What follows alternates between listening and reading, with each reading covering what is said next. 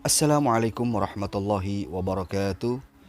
Ikhwan fillah rahimakumullah, dimanapun antum sekalian berada, semoga kita semua senantiasa dalam rahmat, dalam keberkahan, dan juga dalam lindungan Allah subhanahu wa ta'ala di segala aktivitas kita dalam kehidupan kita sehari-hari. Amin ya rabbal alamin.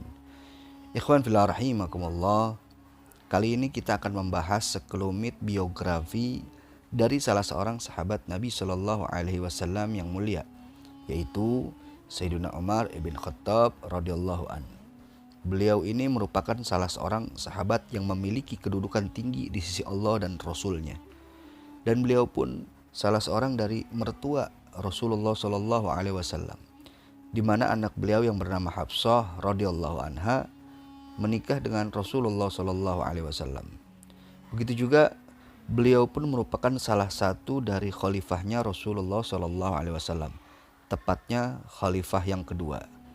Nah, bagaimanakah riwayat hidup beliau? Mari kita dengarkan bersama-sama.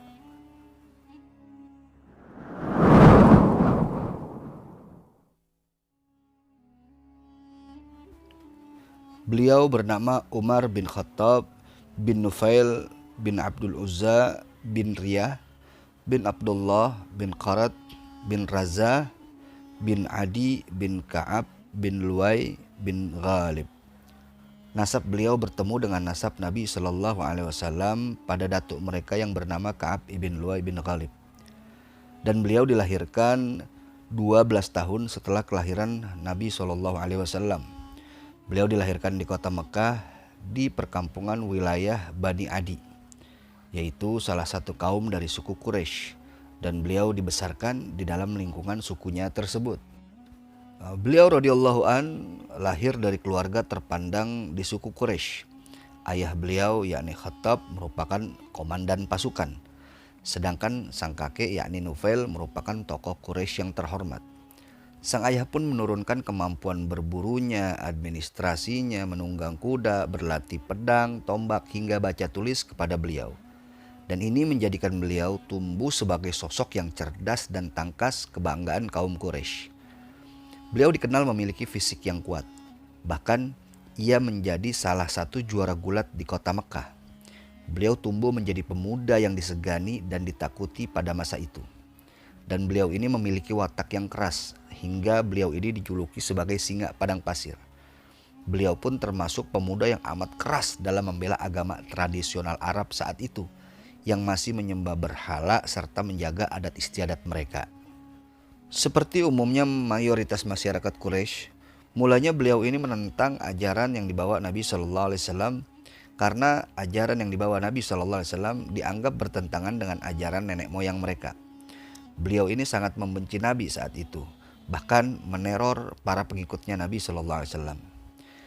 Meski demikian, Nabi Shallallahu Alaihi Wasallam tetap berdoa agar hati beliau terbuka dan menerima Islam. Karena Nabi menganggap beliau ini merupakan sosok yang dapat membantu jalannya dakwah Islam dengan pengetahuan dan keahlian serta keberanian yang dimilikinya. Nabi pun berdoa, "Ya Allah, agungkanlah Islam ini dengan salah satu dari kedua lelaki ini, yaitu Umar bin Khattab atau Amr bin Hisham, yang kemudian kita kenal dengan nama Abu Jahal." Dari sini para ulama menyimpulkan bahwa boleh kita mendoakan orang kafir, orang di luar Islam dengan dua syarat. Yang pertama, orang yang didoakan tersebut masih hidup, dan yang kedua, doanya hanya sebatas agar orang tersebut mendapatkan hidayah dari Allah Subhanahu wa taala. Hingga pada suatu hari terdengarlah kabar ke telinga beliau bahwa adik beliau yang bernama Fatimah dan suami yang bernama Sa'ad ibn Zaid telah memeluk Islam. Mendengar kabar itu beliau murka. Lalu beliau bergegas ke rumah adik beliau untuk menanyakan perihal informasi tersebut. Nah, sesampainya di rumah sang adik, beliau menggedor pintu dengan keras dan memaksa masuk ke dalam rumah sang adik tersebut. Sedangkan di dalam rumah, sang adik sedang bersama suaminya dan salah seorang sahabat yang bernama Habab ibn al-Arad sedang membacakan lembaran-lembaran Al-Quran. Mendengar yang datang ini Sayyidina Umar ibn al-Khattab, sang kakak, beliau tentu panik karena beliau ini tahu betul bagaimana watak Sayyidina Umar ibn al-Khattab. Sehingga akhirnya lembaran-lembaran tersebut beliau coba sembunyikan agar tidak terlihat oleh sang kakak. Tetapi semua itu sudah terlambat, beliau sudah mengetahui apa yang sedang terjadi di dalam, dan pada akhirnya terjadilah cekcok antara beliau dan adik beliau yang bernama Fatimah. Sehingga pada akhirnya beliau lepas kontrol, beliau memukul adik beliau sampai adik beliau pun berdarah. Melihat adik beliau berdarah, beliau pun kemudian menyesali perbuatan tersebut dan meminta maaf kepada sang adik dan suaminya. Lalu kemudian setelah kejadian itu, beliau pun meminta sang adik dengan lembut untuk memberikan lembaran-lembaran yang ada di tangan mereka. Tetapi sang adik ini menolak, khawatir lembaran-lembaran tersebut akan disobek oleh sang kakak. Tetapi beliau radhiyallahu an berjanji untuk tidak menyobek, beliau hanya ingin melihat apa yang ada di dalam isi lembaran-lembaran tersebut. Hingga akhirnya sang adik Fatimah pun menyerahkan lembaran-lembaran tersebut kepada Sayyidina Umar bin Al-Khattab. Lalu kemudian beliau Sayyidina Umar ini membaca dengan perlahan-lahan, dan saat itu hati beliau tersentuh dengan ayat-ayat suci Al-Quran yang ada di lembaran tersebut, yang merupakan beberapa ayat dari surah Thaha. Alangkah eloknya kalimat-kalimat ini, betapa mulianya ajaran-ajaran yang dikandungnya. Sungguh tidak akan ada manusia yang mampu membuat kalam seindah ini, tutur Sayyidina Umar saat itu. Setelah membaca lembaran-lembaran tersebut, hati beliau tertegun, hati beliau terketuk. Lalu beliau pun bertanya kepada sang adik, di mana Muhammad sallallahu alaihi wasallam? Sang adik tentu tidak memberitahu karena khawatir terjadi apa-apa dengan Rasulullah sallallahu alaihi wasallam. Tetapi beliau ini meyakinkan bahwa beliau ini tidak akan menyakiti Nabi. Beliau ini hanya ingin berjumpa dengan Nabi sallallahu alaihi wasallam.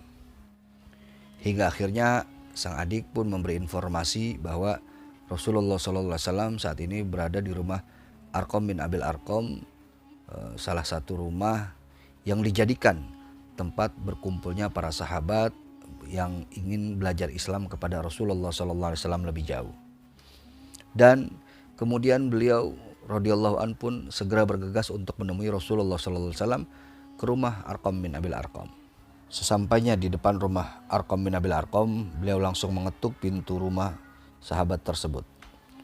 Lalu kemudian terdengar jawaban dari dalam yang bertanya, siapakah gerangan yang mengetuk pintu? Dan beliau pun menjawab bahwa yang datang ini adalah Umar bin Khattab.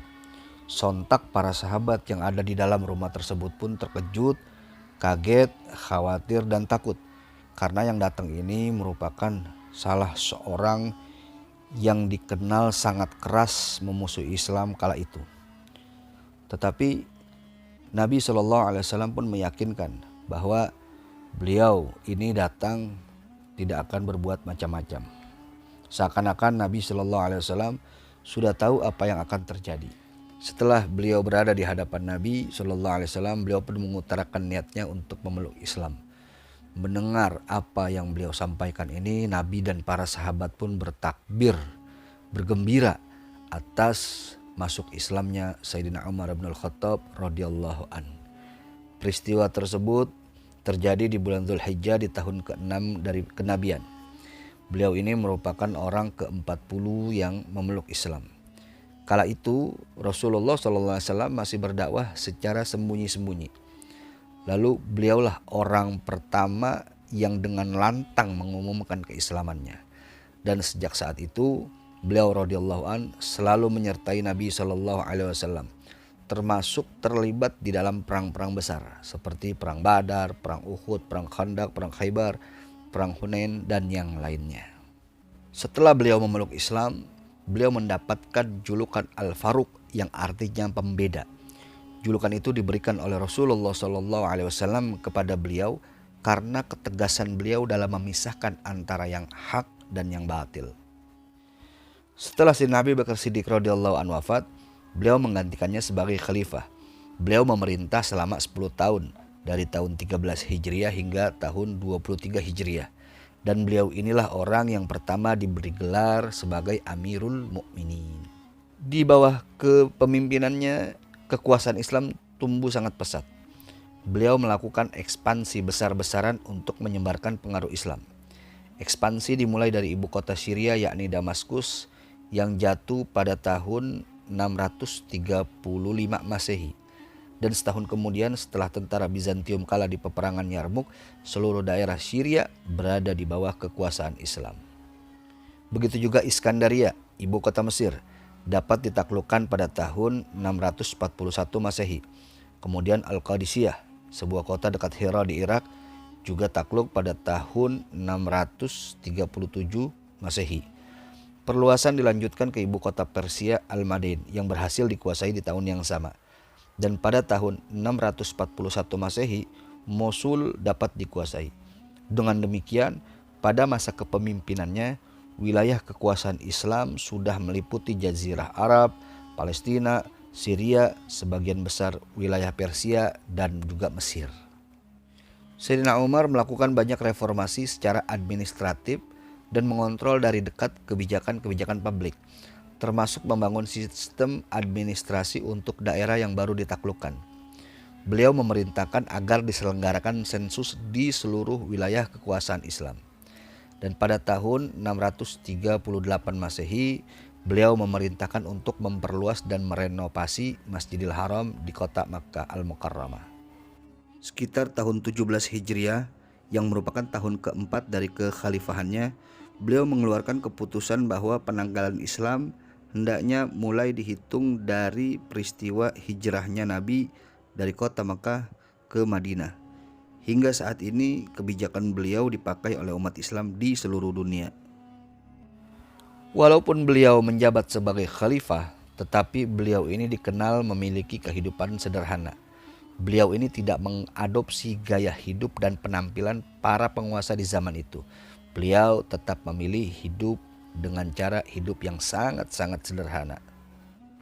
Beliau radhiyallahu an wafat pada usia 63 tahun di bulan Dzulhijjah pada tahun 23 Hijriah. Beliau meninggal di tangan budak Persia bernama Abu Lu'lu'ah. Beliau ditusuk ketika beliau sedang mengimami sholat subuh. Dan sebelum beliau wafat, beliau menunjuk 6 orang sahabat dan meminta mereka untuk memilih salah seorang di antaranya untuk menjadi khalifah. Mereka adalah Sayyidina Utsman bin Affan radhiyallahu an, Sayyidina Ali bin Abi Thalib radhiyallahu an, Talhah bin Ubaidillah radhiyallahu an, Zubair bin Awam radhiyallahu an, Sa'ad bin Abi Waqqas radhiyallahu an, dan Abdurrahman bin Auf radhiyallahu an. Dan beliau dimakamkan tepat di samping makam Nabi sallallahu alaihi wasallam dan makam Sayyidina Abu Bakar Siddiq radhiyallahu an. Keutamaan beliau di sisi Allah dan Rasulnya tentu tidak diragukan lagi. Di antaranya apa yang telah disampaikan oleh Rasulullah sallallahu alaihi wasallam, di mana Rasulullah sallallahu alaihi wasallam pernah bersabda, "Umatku yang paling penyayang adalah Abu Bakar dan yang paling tegas dalam menegakkan agama Allah adalah Umar." Hadis ini diriwayatkan oleh Al-Imam At-Tirmizi dan dinukil juga oleh Ibn Katsir di dalam kitabnya Bidayah wan Nihayah.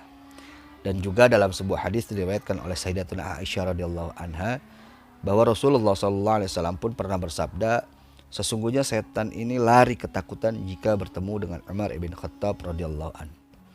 Dan tercatat bahwa beliau telah meriwayatkan hadis sebanyak kurang lebih 570-an hadis. Nah, itulah sekelumit dari biografi Sayyidina Umar ibn Khattab radhiyallahu an. Semoga kita dapat mengambil pelajaran, mengambil ilmu, mengambil hikmah dan panutan dari kehidupan beliau. Semoga bermanfaat. Wallahu a'lam bishawab. Jika menurut Anda konten ini bermanfaat, jangan lupa subscribe channelnya, share videonya, dan terima kasih atas segala perhatian. Mohon maaf atas segala kekurangan dalam penyampaian. Insyaallah kita bertemu di lain kesempatan. Hadani Allah wa iyyakum ila siratil mustaqim. Wal afu minkum. Wassalamualaikum warahmatullahi wabarakatuh.